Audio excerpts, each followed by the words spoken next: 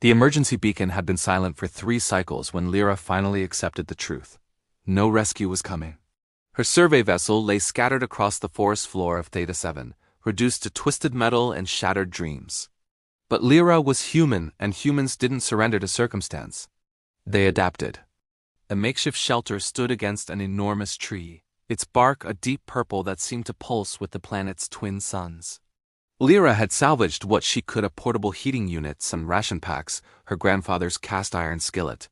The skillet had been a joke among her crew, a relic from Earth that she'd insisted on bringing. Now it was her most prized possession. She hummed as she worked, crushing the local tubers she tested for toxicity. They resembled potatoes but tasted like chestnuts. Combined with the preserved proteins from her rations and some wild herbs that passed her scanner's approval, she could make something resembling hash. Cooking calmed her, connected her to home across the impossible distance of space. The first time she noticed them, Lyra nearly dropped her skillet. 3 pairs of eyes gleamed from the undergrowth, catching the firelight. Each eye was the size of her fist, amber and intelligent. The creatures attached to those eyes were even more striking, feline in build, but massive, easily 2 meters at the shoulder.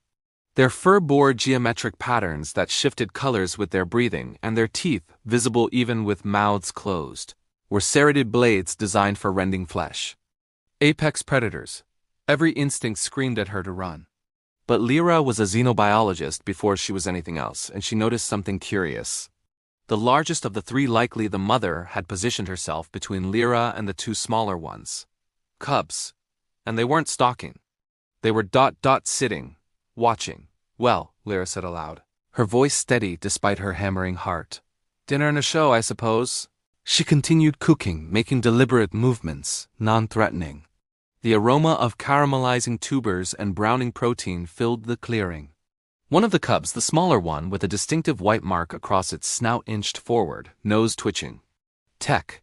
The mother's vocalization was a deep thrumming growl that Lyra felt in her bones. The cub froze, then retreated, but its eyes never left the skillet.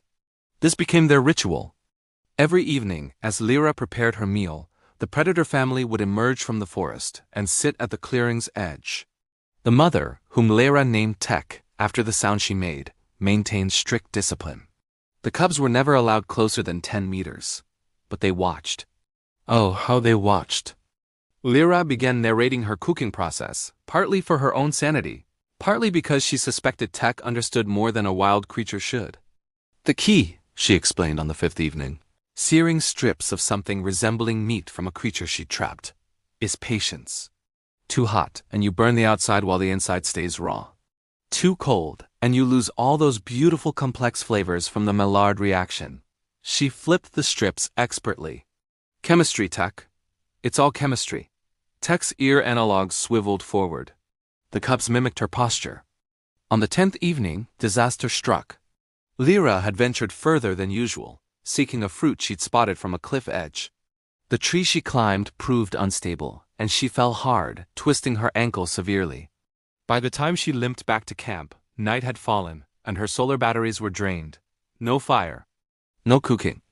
No defense against the cold that descended when the sun set. She huddled in her shelter, shivering when she heard movement. Tech emerged from the darkness, something large and recently killed draped in her massive jaws.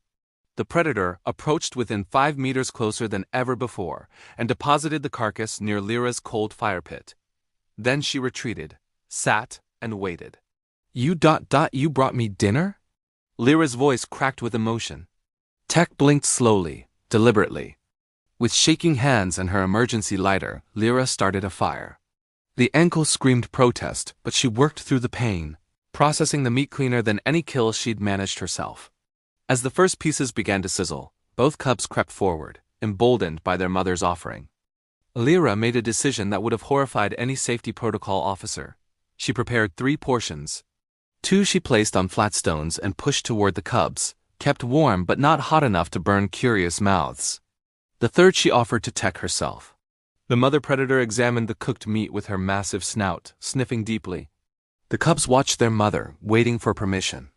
When Tech finally took the meat delicately between her front teeth and began to chew, both cubs dove for their portions with enthusiasm that made Lyra laugh despite everything. Different, isn't it? Lyra said softly. Heat transforms protein structures, makes them easier to digest, breaks down cellular walls.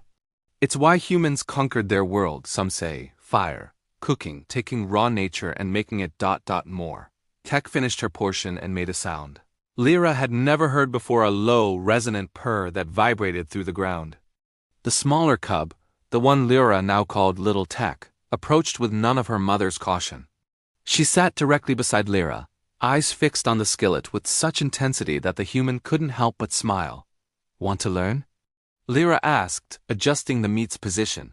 See how the edges turn golden? That's when you know it's ready. Too long and it gets tough. Timing matters. Little Tech watched with an intelligence that made Lyra's scientific mind race with implications. Tool use was one thing, fire was another level entirely. But appreciation for culinary technique? Understanding that food could be transformed, improved, made into something greater than its raw components? That was something else entirely. As the three predators ate their portions of cooked meat and Lyra tended her injured ankle, a thought occurred to her that would have seemed absurd 10 days ago. She wasn't alone anymore. Stranded, yes. Injured, certainly. But not alone.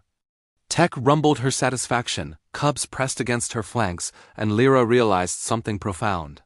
The galaxy was filled with species that hunted, that survived, that dominated their niches through fang and claw. But humans? Humans took what nature provided and asked, how can I make this better? They cooked, they transformed, they shared. And sometimes, the most fearsome predators in the forest sat patiently at the fire's edge, hoping to learn something new.